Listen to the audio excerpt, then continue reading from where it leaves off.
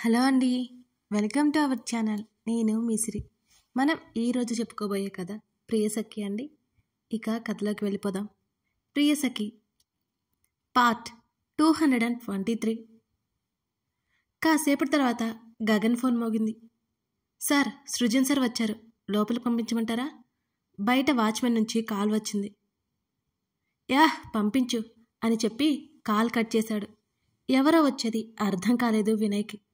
సృజన్ తలుపు తెరుచుకొని లోపలికొచ్చాడు. వినయ్ని చూసి రిలాక్స్ అయ్యాడు గగన్. సృజన్ని కూడా ఆశ్చర్యంగా చూశాడు వినయ్. ఏంట్రా అలా చూస్తున్నావు? నేను ముందే తెలుసా నీకు? కళ్ళు ఎగరేశాడు సృజన్. వినయ్ మాట్లాడలేదు. నన్ను ఇక్కడ ఉంచి మీ చావు మీరు కొని తెచ్చుకుంటారు, నొప్పిని కష్టంగా భరిస్తూ అన్నాడు వినయ్. ఇంకో కాలు కూడా షూట్ చేసి పడేస్తే బాగుంటుందేమో అంటూ అక్కడే సోఫాలో సెటిల్ అయ్యాడు సృజన్. ధరణి ఎక్కడా అంటూ గగన్ని అడుగుతూ చుట్టూ గమనించాడు సృజన్. లోపల ఉంది అన్నాడు సృజన్ తీక్షణంగా వినయ్ వైపు చూస్తున్నాడు.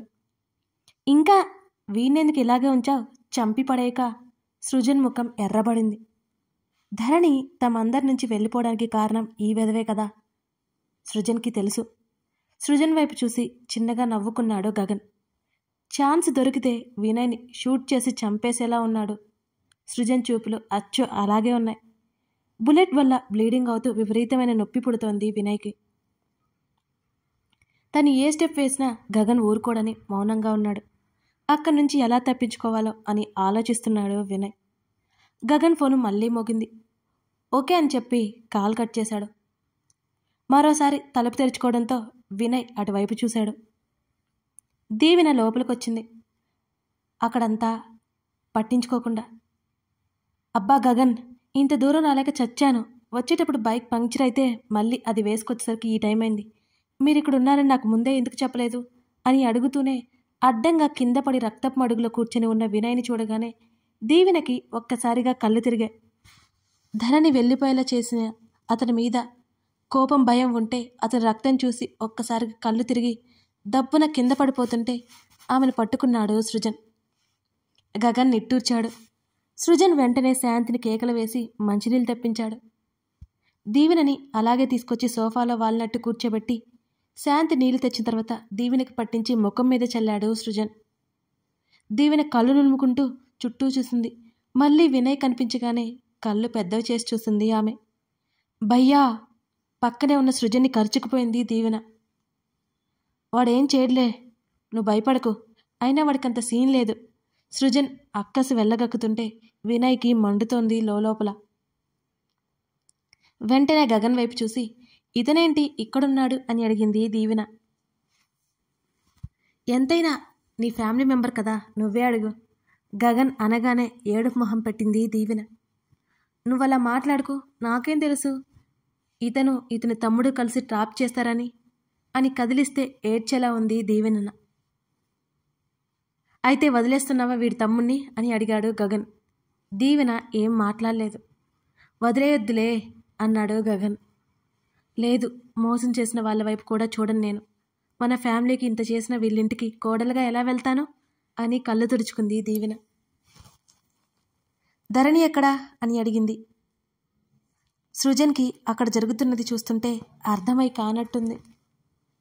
కదిలిస్తే దీవెన ఎక్కడ ఏడుస్తుందో అని అతనేమీ అడగలేదు కూడా.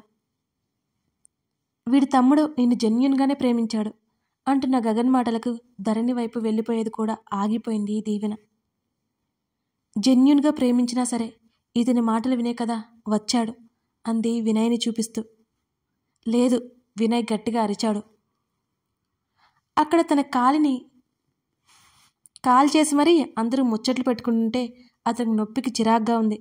అంతేకాకుండా తన తమ్ముణ్ణి అవమానిస్తుంటే పిచ్చి కోపం వస్తోంది వినయ్కి. ఏ అమ్మాయి, నిజంగానే స్వరూప్కి నువ్వంటే ప్రేమ. నేను చెప్పలేదు వాడికి నువ్వు స్వరూప్ ప్రేమించిన అమ్మాయి ఒకటే అని నాకు తెలియదు. ప్రేమించానన్నావు, నీ ప్రేమలో నమ్మకం లేదు. ఏం ప్రేమనిది? వినయ్ కోపంగా అరిచాడు. వచ్చాడండి అమర ప్రేమికుడు, వెంటనే అన్నాడు సృజన్. సృజన్ వైపు కోపంగా చూసి పాకెట్లో ఉన్న కర్చీఫ్ తీసి బ్లడ్ పోతుంటే కట్టుకున్నాడు వినయ్. ఇక నొప్పి భరించలేక తల తిరిగిపోయింది వినయ్కి. మోసం చేసే వాళ్ళు ఎన్ని అబద్ధాలని చెప్తారు. ప్రేమలో నమ్మకం నిలబెట్టుకోకపోవడం మీ తమ్ముడు తప్పు. గట్టిగా అంది దీవెన. ఏయ్ గగన్, నిజమే చెప్తున్నాను. ఈ పిల్లని మా స్వరూప్ నిజంగానే ప్రేమించాడు. వాడికి ఈ విషయాలు ఏమీ తెలియవు. నా మీద పగతో వాణ్ణి ఇబ్బంది పెట్టకు అంటూనే దబ్బున వెనక్కి పడిపోయి స్పృహ తప్పిపోయాడు వినయ్. సృజన్ ఫాస్ట్గా రియాక్ట్ అయ్యాడు.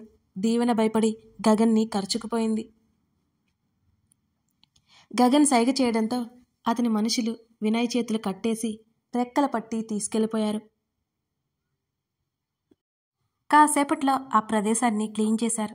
ధరణి గనక చూసి ఉంటే ఈ పాటికి స్పృహ తప్పి గంట అయ్యుండేది అనిపించింది గగన్కి. తన మాట విని బయటికి రాకపోవడంతో ఊపిరి పీల్చుకున్నాడు అతను. గగన్, ఇతను చెప్పేది నిజమా? గగన్ ముఖంలోకి చూస్తూ అడిగింది దీవెన. ఎస్, అతను ఇన్నోసెంట్. గగన్ మాటలకి ఆమెకి మతిపోయినట్టు అనిపించింది. ఏంటి నువ్వనేది అని అడిగింది దీవెన. అవును, అతనికి ఏం తెలియదు. వాళ్ళ అన్నయ్య మంచి పోలీస్ ఆఫీసర్ అని మాత్రం తెలుసు. ఆ వినయ్ గాడు చేసిన పనులు ఏమీ తెలియదు. గగన్ చెప్తుంటే 2 చేతులు తల మీద పెట్టుకొని సోఫాలో చతికిలపడింది దీవెన. ఇవన్నీ నీకెలా తెలుసు అని కళ్ళు ఎత్తి గగన్ వైపు చూసింది దీవెన. ఇవాళే, నిజానికి నేను ఉదయం కలిసినప్పుడే అర్థమైంది. గగన్ మాటలకి కళ్ళు తిరిగినంత పనైంది దీవెనకి.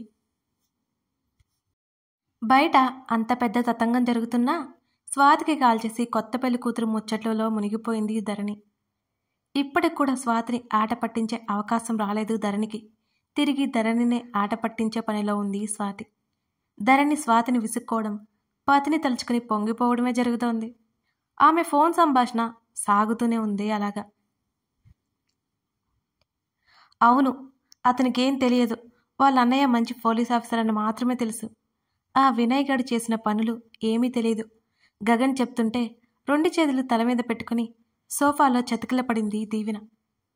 ఇవన్నీ నీకెలా తెలుసు అని కళ్ళు ఎత్తి అతని వైపు చూసింది.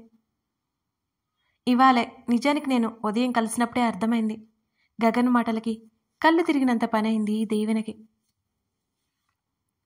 మరి ఇప్పటి వరకు నాకెందుకు చెప్పలేదు గగన్? దీవెన ఏడుపు మొహం వేసింది. చెప్పాలి అని కాల్ చేస్తే నువ్వే కదా వస్తానన్నావు. ఇంటికి వచ్చాక చెప్పొచ్చులే అని ఊరుకున్నాను. అయినా ఇప్పుడే కదా అన్నావు వాళ్ళ ఫ్యామిలీలోకి వెళ్ళను అని. గగన్ మాటలకి గతుక్కుమంది దీవెన. దీవెనని గగన్ ఆడుకుంటున్నాడని అర్థమైపోయి అక్కడి నుంచి ధరణి రూమ్ దగ్గరికి వెళ్ళిపోయాడు సృజన్. సృజన్ రాగానే ధరణి కళ్ళు మెరిశాయి. ఇద్దరు స్వాతితో వీడియో కాల్ మాట్లాడసాగారు. గగన్, గగన్ ప్లీజ్ అంటూ అతని పక్కన చేరిపోయి అతని చేతిని పట్టుకుంది దీవెన. చేతిని వెనక్కి లాక్కున్నాడు. అతని ఫేస్ చూసి ఎప్పుడూ చిరాకు పడుతూనే ఉంటాడని గొనిగింది. బయటికి మాత్రం పల్లికిలించింది దీవెన. అది కాదు గగన్, నాకు స్వరూప్ అంటే చాలా ఇష్టం. అతను నన్ను ఇష్టపడకముందే నేను అతన్ని ఇష్టపడడం మొదలుపెట్టాను. ప్లీజ్ అలా అనకు అంది దీవెన. ఇప్పుడు నేనేమన్నాను? నువ్వు చెప్పినవే చెప్తున్నాను అన్నాడు గగన్. గగన్ ప్లీజ్, నేను స్వరూప్తో మాట్లాడాలి, సారీ చెప్పాలి. ఇక్కడికి వచ్చే ముందు కాల్ చేశాడు. బాగా తిట్టి పెట్టేశాను కూడా. బిక్క మొహం వేసి చెబుతున్న దీవెనను చూసి నవ్వొచ్చింది అతనికి. అయితే ఇప్పుడు నన్నేం చేయమంటావు అని అడిగాడు గగన్. నేను స్వరూప్ దగ్గరికి వెళ్ళి మాట్లాడతాను, నువ్వే మా పెళ్లి చేయాలి అని దీవెన అనగానే అత్యంత చిరాగ్గా చూశాడు. నా ఉద్దేశం అది కాదు, నువ్వే ఒప్పించాలి మమ్మీ వాళ్ళని అని అంది బ్రతిమాలతో. నీ ప్రేమ నీ పెళ్ళి నీ ఇష్టం, నన్నడిగితే నువ్వే ఒప్పించుకో. సోఫా నుంచి లేచి వెళ్ళిపోతుంటే అతనికి అడ్డుగా నిలబడింది దీవెన. నేను ఒప్పించుకుంటాను, కానీ స్వరూప్ని నేను పెళ్లి చేసుకోవడం నీకు ఇష్టమేనా అని అడిగింది దీవెన ఆతృతగా. నేను కాదంటే మానేయుగా. ఆ మాటకి ఉలిక్కి పడింది. అయితే కాదంటావా అని అడిగింది. అంటే మానేస్తావా? అతని మాటలకి ఏం చెప్పాలో అర్థం కాక సైలెంట్గా ఉంది దీవెన. నీ లైఫ్ గురించి నా డెసిషన్ తీసుకోవడం దరిద్రంగా ఉంటుంది అని వెళ్ళిపోతున్న అతనికి మళ్ళీ అడ్డుపడింది. అత్యంత చిరాగ్గా చూశాడు ఈసారి. గగన్, నేను స్వరూప్ని చేసుకోవడం నీకు నిజంగా అభ్యంతరం ఉంటే నేను అతన్ని అసలు పెళ్లి చేసుకోను అని. ఇంకెవరిని చేసుకోను అనుకుంది మనసులో. వెరీ గుడ్, చేసుకోకు అని అన్నాడతను. సరే, నువ్వు చెప్పాక నేను ఎలా కాదంటాను? నువ్వు నా కోసమే కదా చెప్తావు. అని ఆమె దాచుకున్న ఏడుపు ఆగట్లేదు. గగన్ పట్టనట్టే వెళ్ళిపోతుంటే సోఫాలో కూర్చొని చేతుల్లో ముఖం దాచుకుంది దీవెన. గగన్ ధరణి ఉన్న రూంలోకి వెళ్ళలేదు. పక్కకు వెళ్ళి ఏదో ఫోన్ మాట్లాడుతున్నాడు వినయ్ గురించి.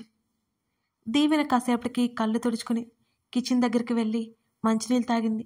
శాంతి వంటలో బిజీ అయిపోయింది. తనకి తన అక్కకి ఈ ప్రేమ అచ్చిరాదు. ఒకరిని ప్రేమించడం, మరొకరిని పెళ్లి చేసుకోవడం. అప్పటికే దీవెన ముఖం కందిపోయింది. ఆమె అక్కడి నుంచి ధరణి ఉన్న గదిలోకి వెళ్ళింది. స్వాతి కాల్ కట్ అయిపోయింది. అప్పటికే నిండుగా ఉన్న ధరణిని చూసుకుంటూ ఆరోగ్యం గురించి అడుగుతున్నాడు సృజన్. నీరసంగా వచ్చి ధరణి పక్కన కూర్చుంది దీవెన. దీవెన, ఎప్పుడొచ్చావు? ధరణి ఆశ్చర్యంగా అడుగుతుంటే, ఇప్పుడే ధరణి అని మంచం మీద వాలిపోయి కళ్ళు మూసుకుంది దీవెన. ధరణి, ఇక నేను వెళ్తాను. ఆమె తల నిమిరి పైకి లేచాడు సృజన్. సరే అంటూ అతనితో పాటు బయటకొచ్చింది ధరణి. వాళ్ళు బయటికి వెళ్ళిపోగానే అప్పటి వరకు ఆగిన కన్నీళ్లు దీవెనకిగా ఆగలేదు. సృజన్ వెళ్ళిపోయిన తర్వాత చుట్టూ చూసింది. అక్కడ వినయ్ కూడా లేడు. గగన్ బెదిరించి పంపించి ఉంటాడేమో అనుకుని అతని కోసం చూసింది ధరణి. శాంతి బయటకొచ్చింది. వంట అయిందమ్మా అనడంతో శాంతికి పాప ఎదురు చూస్తుందేమోనని శాంతిని వెళ్ళిపోమని చెప్పింది ధరణి. శాంతి సంతోషంగా తల ఊపి అక్కడి నుంచి వెళ్ళిపోయింది. గగన్ బయట నుంచి ఇంట్లోకి వస్తూ కనిపించాడు. ఏవండి, దీవెన వచ్చింది, అతనికి తెలియదేమో అని చెప్పింది ధరణి. ఓకే, సింపుల్గా చెప్పేసి చేతి వేళ్లతో దగ్గరికి రమ్మన్నట్టు సైగ చేశాడు. ధరణి నెమ్మదిగా అతని దగ్గరికి వెళ్ళింది. ఆమె వీపు చుట్టూ చేయి వేసి ఆమె గడ్డం పట్టుకుని ముఖాన్ని తన వైపుకి తిప్పగా ఆమె తల ఎత్తి అతని వైపు చూసింది. ఆమె కనురెప్పలు రెపరెపలాడాయి. I'm impressed. అతని మాటలకి ధరణి కళ్ళు మరింత పెద్దవి చేసి చూడగా ఆమె పెదవులు విచ్చుకున్నాయి. అతను కట్టుకున్న చీర గురించి అంటున్నాడా అనుకుని తనను తాను చూసుకుంది ధరణి. అంత పర్టికులర్గా చెప్పాడంటే అదే అయి ఉంటుంది అనుకుంది. డిన్నర్ చేద్దాం రండి అంటుంటే ఫ్రెష్ అయి వస్తాను చెప్తూనే ఆమె పెదవుల మీద ముద్దు పెట్టుకుని దూరం జరిగాడు. ఆమె వినయ్తో మాట్లాడిన మాటలకి అతను ఇంప్రెస్ అయ్యాడు. అంతేకాని ఆమె చీర గురించో దేని గురించో కాదు. ధరణి కళ్ళు నోరు వదిలేసి చూసింది. చిన్న ఫోన్ కాల్ అంటూ ఆమెకు చెప్పి అక్కడి నుంచి దూరంగా వెళ్ళాడు. ధరణి గదిలోకి వెళ్ళి దీవెనని చూసింది. దీవెన ఫోన్ చూసుకుంటోంది. దీవెన, డిన్నర్ చేద్దాంరా. ధరణి మాటలకి తలాడించి మౌనంగా లేచింది. ధరణి, దీవెన ఇద్దరూ డైనింగ్ టేబుల్ దగ్గరికి వచ్చారు. కాల్ మాట్లాడి ఫ్రెష్ అయిపోవడానికి వెళ్ళిపోయాడు గగన్. ఈ టైంలో వచ్చావు, ఏదైనా ముఖ్యమైన విషయమా? ధరణి అడుగుతుంటే దీవెనకి ఏం చెప్పాలో అర్థం కాలేదు. దీవెన స్వరూప్ గురించి ఎటువంటి నిర్ణయం తీసుకోబోతుంది గెస్ చేస్తే కామెంట్లో చెప్పండి. మీకు ఈ స్టోరీ నచ్చితే తప్పకుండా లైక్ చేయండి. సబ్స్క్రైబ్ చేసుకునే వాళ్ళుంటే ఇప్పుడే మన ఛానల్ని చూస్తున్నట్టయితే ఖచ్చితంగా సబ్స్క్రైబ్ చేసుకోండి. Thank you for watching this video.